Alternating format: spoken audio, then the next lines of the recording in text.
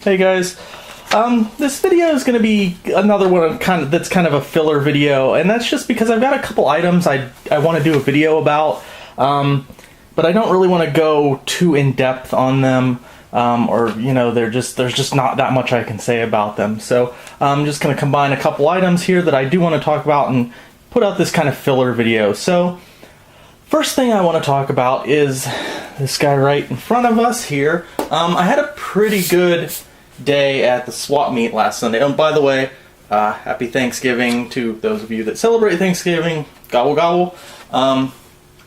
You might notice this guy back here.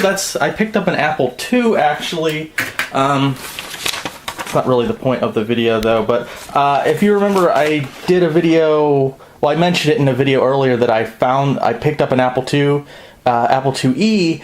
It had a really good case, but there was no cards inside of it, and it didn't have the power supply was dead. Well, thankfully, I was able to pick up this guy with a bad condition case, missing a key, but it had a bunch of cards inside of it, and the power supply worked, and I was able to Frankenstein them, and now, not this one, but now I have an Apple IIe that's pretty well populated with expansion cards and works.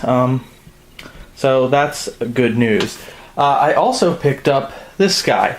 I'm not a big fan of laptops. I just don't use them. I don't vintage game on the go. I just prefer, a big old bulky desktop that I can customize. I feel like when I'm using a laptop or I'm playing an old game, I'm not really getting the full experience. So I'm not really into laptops. They're neat and all, not really my thing, but I couldn't help not passing this guy up for $2. It's actually an auction. I go to a swap meet. It's once a month. It's mostly like old electronics in my area. Sometimes they have some cool items, and items that they think are worth money, they'll usually auction. So anything Apple or Macintosh related stuff, that's Apple. But yeah, basically anything Apple they'll put in the auction. Thankfully, I'm kind of the only guy there that buys the old stuff. Every once in a while, someone will pop up that will be like, "Oh, great," and they'll be looking for this kind of stuff too. But yeah, it $2. No one else wanted it. So what this is a Powerbook one. This is a 140. So this is early 90s Powerbook, Apple Powerbooks. It's like portable Macintosh basically. I believe don't know when this came out, 91, 92-ish era. I think it was pretty expensive, close to $2,000. Let me just open it here for you. This machine looks great. Unfortunately, it has some problems, which I will show you guys in a minute. So, a little bit about this machine. This was kind of the mid-range. There was one below it, I believe the Powerbook 100, and there's one above it, the 170. So this was the mid-range model. Came with the CPU was a Motorola 68030 at 16 megahertz. It had 2 megabytes, usually stock. You could upgrade that to 8, and anywhere from a 20 to 80 megabyte hard drive. Well, you'll see, but I don't know what's in this one. The screen here, it's a 640 by 400 passive matrix display, so not 100% sure what all that. Well, I know what the other stuff means. Not so sure about what the passive matrix display is. Just like I said, I'm not a laptop guy. Yeah, but it's in pretty good shape. I like the trackball mouse. But yeah, I mean, I don't really have much to say about it. I've checked the battery compartment here, and it actually is good. The battery's dead. It won't power up without being plugged in, but sometimes you'll get a situation where if these will become corroded, and they'll corrode off, and they'll corrode actually the connectors inside too, and then you just won't be able to use a battery. I mean, I probably should just leave this out, but I think it's okay for now. Alright, so it did come with the power supply, which I believe is the original power supply for it. So I'll show you the problem I'm having with this machine. Well, before I do that, actually, let's just take a look at it in general. Little latch here to open the screen. Like I said, a little trackball. You know, brightness control and something else right there. Let's see. Floppy drive, no CD drive, obviously. A little too early for that. Has these little legs. There's where your power goes in, and this is very nice. I like how the back, this little trap door is very, very clean looking. I don't know if you could see that there, but got some connections. I believe that's an Apple, some kind of Apple monitor port. Power button. Actual, there's no button on the keyboard to power. You actually have to physically hit the power button. And, you know, you've got your array of audio and then I think it's ABD ports. So anyways, I'll show you what's going on here with this guy. Alright. I'll move it up so you can see the screen okay. Alright, so it's all plugged in. So I'm going to hit power. So we can hear it, which is good. It makes the chime. And usually I'll hear this hard drive spin up too, but there we go. I don't know if you can hear it because the mic on there is crappy, but yeah, the hard drive's spinning up. And yeah, basically that's the problem. I believe it's the screen is the problem. Like, there's no cursor, you can't see anything. It's just like white, like the backlight is coming on, but there's nothing there. You can mess with the brightness, you know, but nothing happens. This too. So what I believe the problem is, from a little bit of research, is there's capacitors in here for the screen and whatnot. I'm pretty sure, I mean, the likely culprit is the capacitors. They're probably dead. Unfortunately, I'm not really a laptop guy. I'm not really good with soldering. So it's, for me personally, it's probably not worth the effort of taking this apart and recapping it. It's just not really worth my time and effort. So I don't know what I might give this one to a friend of mine. If you guys remember, I did a video on I had a Toshiba. It was a luggable, much older than this one. I ended up giving that to a friend of mine. Not really laptop guy, as I've said, especially when they don't work, but I just thought this was cool. I couldn't really pass it up for $2. Kind of wish the screen worked, but yeah. So, I mean, that's basically all I have to say on this machine, so let's look at something else here. Alright, so here's our next order of business here. This is just a cool little monitor, and this came with that Apple II that I recently picked up.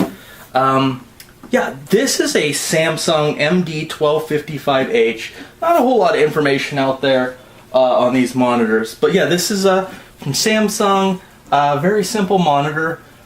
Came out, this one has a manufacture date of October 1984. I don't know if it's weird or uncommon, but I was a little bit surprised at this monitor. It is a monochrome monitor. It is an amber screen monochrome monitor. So, monochrome monitor. This is an amber screen one. I tend to prefer the amber screen ones. I don't know why. The more nostalgic one, or the more they were green. They used the green phosphor, green screen, but I kind of have a soft spot for the amber ones. Don't know why. A little easier on my eyes, I think. But yeah, this one's monochrome and it's amber screen, but what I'm used to seeing usually is monochrome monitors that use a special connection on the back. Let me give you an example. Okay, so excuse the glare. So this is my IBM monochrome monitor. So this was you usually found this with an original IBM PC, a 5150. So this is green screen monochrome. Now usually I'm used to these kind of monitors having, this kind of connection. Kind of looks like CGA. I think it's the same form factor, but so kind of like that. So this guy, on the other hand, is actually a composite connection monitor. So if you turn it around on the back, there's the power cable, but the output is composite. These are just adjusted brightness, you know, horizontal, vertical. But yeah, it doesn't use a special connection, it uses composite, which is interesting. I think this was meant for computers, obviously like the Apple II.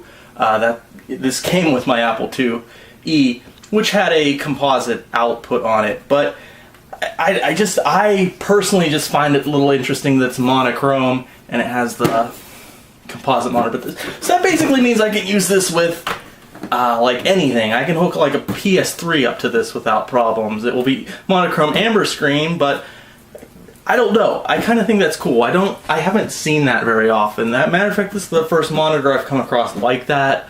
I get the feeling those kind of monitors weren't rare, especially with the popularity of the Apple II.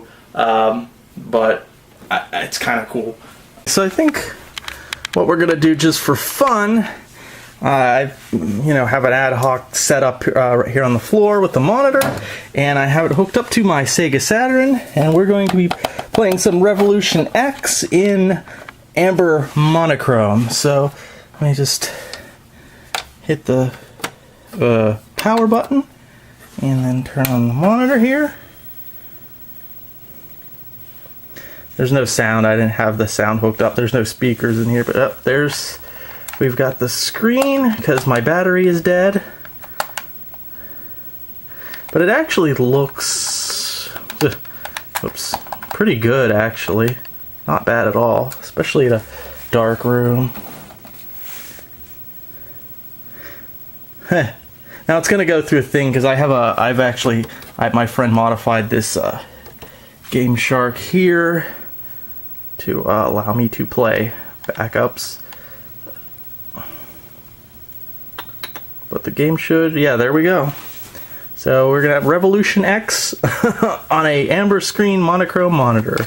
This really isn't that special, but for some reason I get a certain amount of enjoyment from it. Although I don't think I can play this game with one hand.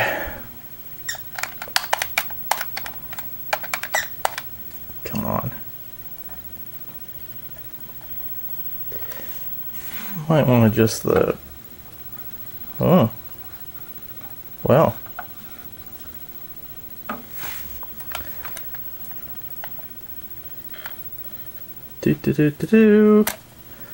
Yeah, I mean, it doesn't look that bad. I mean, it's not super sharp, obviously, but it's not bad for what, like a 20-plus-year-old monitor.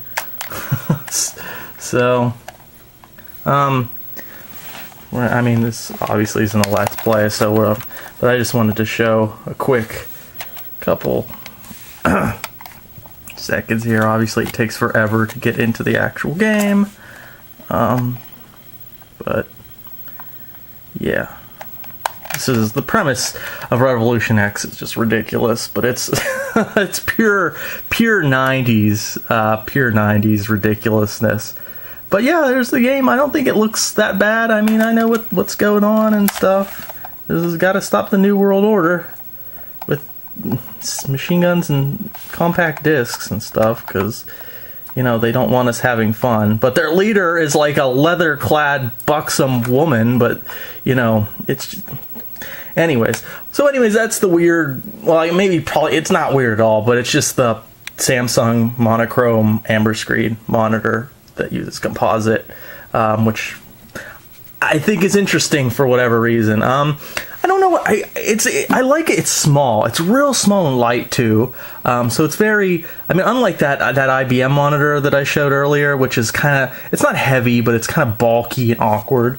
This thing you can just like tuck away in a little nook, because you guys have seen, if you guys watch my videos, I am running out of space here, but I like this monitor. It's just small. I can just put it away in a little nook. I don't really know what I'm going to do with it, though, because, you know, when I have the Apple IIe set up, I'm probably just going to use, like, a color composite monitor, because, you know, obviously the Apple IIe can do color, so I'm going to want that as opposed to something monochrome. So I don't know what to do with this. I've thought about... I know I'm not really for emulation stuff, but I'm probably never going to get my hands on an old like Play-Doh system. I believe those always used kind of like amber monochrome screens, and there's a lot of very early like computer RPGs on those systems. So maybe I'll put together like a little like a Play-Doh emulator and hook it up to this monitor. So at least I'll get like kind of a originally looking look.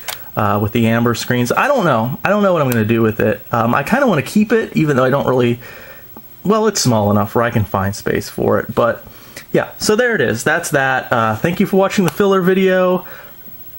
As always, I've got more stuff on the way.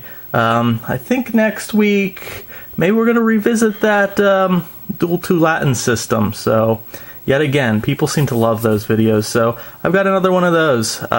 So maybe we'll see that one next week. So thank you again. Have a good one. And I hope you had a good Thanksgiving.